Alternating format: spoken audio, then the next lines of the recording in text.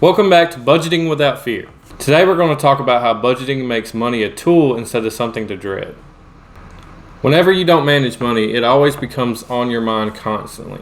Someone either owes you money, you owe them money, you have an overdraft fee, something came out that you didn't realize you were going to have out, and then now another emergency's popped up. And it felt like that ever since I started having money. I would get frustrated because I felt like I didn't care about money, and I would tell everybody, like, I don't care about money, I always make more. But because of that mindset, I always ended up thinking about money more than I do now.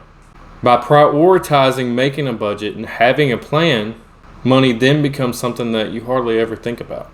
That sounds backwards. That's an oxymoron. It doesn't make any sense on the surface. But once you get it, you understand, and it becomes everything.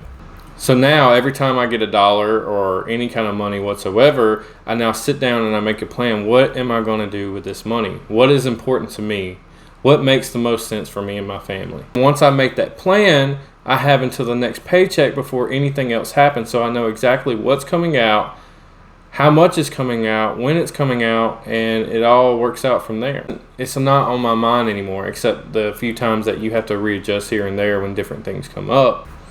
I can look back. I can either look at it on paper, I can look at it on a Google spreadsheet. I can go back and I just know exactly where my money went and where it's going. So now I don't have to think about it anymore. All I have to think about is what's important to me and my family, spending time with my sons, my parents, friends and family. I want you all to be able to prioritize the other things in your life that makes more sense. That way you see the world doesn't actually revolve around money. You don't have to have it broken down in such a nerdy way like maybe I would. Regardless of how you do it, you have to prioritize it. It's very, very important. That way you don't have to worry about it anymore. It's not on your mind. There's not anything that can come back on you, and you're okay.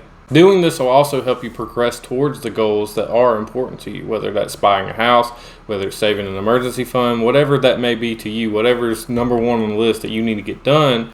When you're intentional with it, things work out. In next week's video, I'm going to make a mock budget.